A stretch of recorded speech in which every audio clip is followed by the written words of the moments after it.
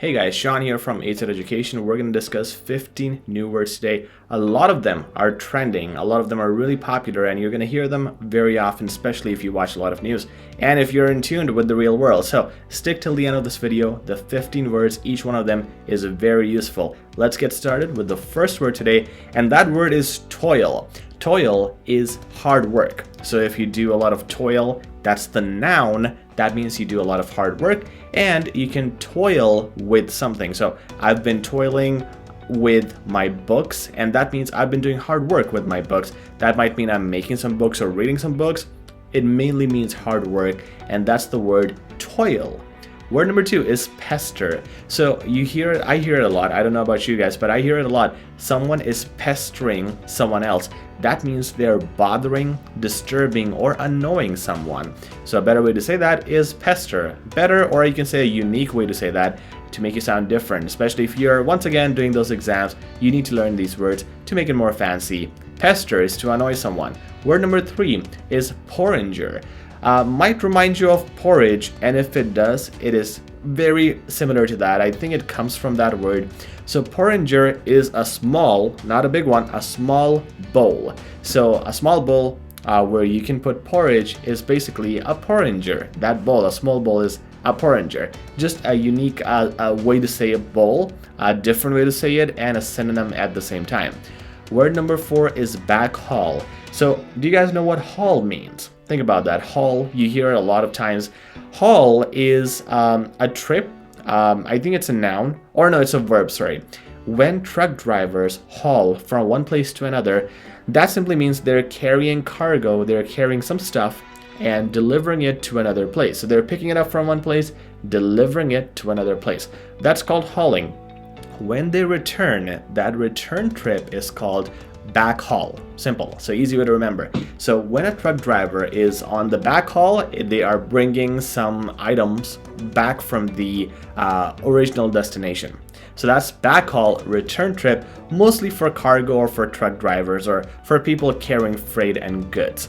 The next word is gaslight. That is so common. I hear this so much used these days, especially by the young generation. I think it's one of those trends. So gaslight is to manipulate someone, obviously in the wrong sense, negatively, and it's using emotions to blackmail someone or extort someone or get them to do something which they don't want to do. It's against them, but it's good for you or good for your evil motive. So an example of this might be, I'm using the name of my company to, let's say, blackmail someone that, hey, I'm gonna sue you, we're a big company, we're gonna hire lawyers and get you in trouble, and you should do this for me instead if you want to be safe. So that is called gaslighting, using in this case not emotions but power to influence someone.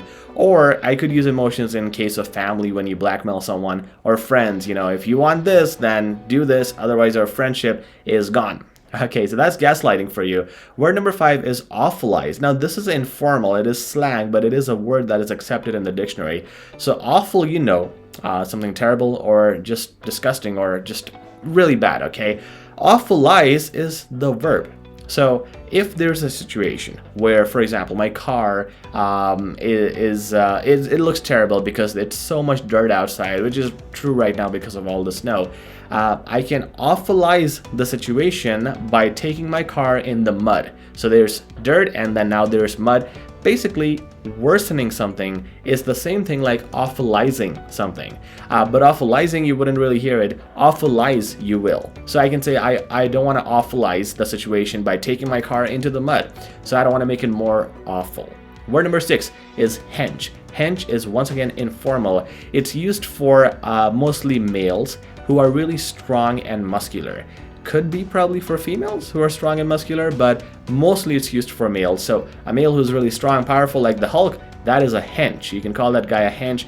There's so many words for them. You can call them hunks, of course, and brutes. But hench is yet another synonym for a muscular, really strong looking male physique. The next word is microtarget. So of course we target different things, right?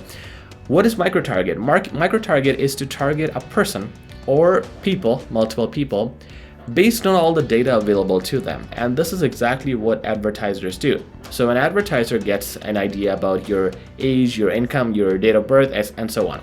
And then it sends it to the companies who will use that data to micro-target you. So they're going to use all that data and target you specifically based on that, which is like really focused targeting, but we call it micro-targeting because they're using every resource, every target, every data available to go after you and your interests. The next word is patient zero. Anything about patient these days is exciting, or well, at least good to know because it's very common. Now, patient zero is that person, that one person who was diagnosed with a certain disease for the very first time. So any outbreaks that happened, the very first person who was tested for that outbreak and turned out to be positive, that person is called patient zero. We also say ground zero for places where outbreaks start. So Wuhan was ground zero for the coronavirus, and patient zero, we don't know who that person is, but whoever that person was, that patient was patient zero, the one who started all this, or at least who was diagnosed with the first COVID you can say positive test. The next one is SADFISHING. SADFISHING is exactly as sad as it sounds. SADFISHING is people who are doing this action on social media or Facebook. When they upload their pictures, you know, I'm in a hospital, or I cut my hand, or my girlfriend left me, any tragedy they upload, and the purpose of that is to gain sympathy in return. That action is called SADFISHING. So it's to upload mostly things on social media to gain attention, more like sympathy. It's like fishing for sadness or fishing for sympathy for your sadness. And that act is called SADFISHING. Very unique word to know. Amplify, a very common word. Amplify is to make something bigger. You can amplify the sound on your stereo, make it louder. You can amplify your revenue streams by working a little bit hard and smart, and that is the word amplify. Unfathom. So to understand unfathom, you got to understand fathom. Fathom means to understand. Simple. So I cannot fathom what you're saying because you speak so fast. Some of you tell me that in my comments. So I'm trying to speak slow. So fathom, I want you guys to fathom what I'm saying. So to understand what I'm saying. When you unfathom something, it means you discover something. So it's like you're starting to understand something. There's a mystery and nobody has ever solved it. It's based on a mathematical equation, but now comes this genius who is unraveling the equation, and what he's doing is he is unfathoming the equation, or he's understanding, or he's comprehending, or solving a solution, solving a riddle, and that is called that event or that action is called unfathom. So he is going to unfathom this riddle, this question, this mystery. The next word is heavy lifting. So pretty easy, you know, you lift something, it's heavy, so that's heavy lifting. Yes, you can use it in the gym, but not really in the literal sense. It's better to use it in any event where you are doing most of the work.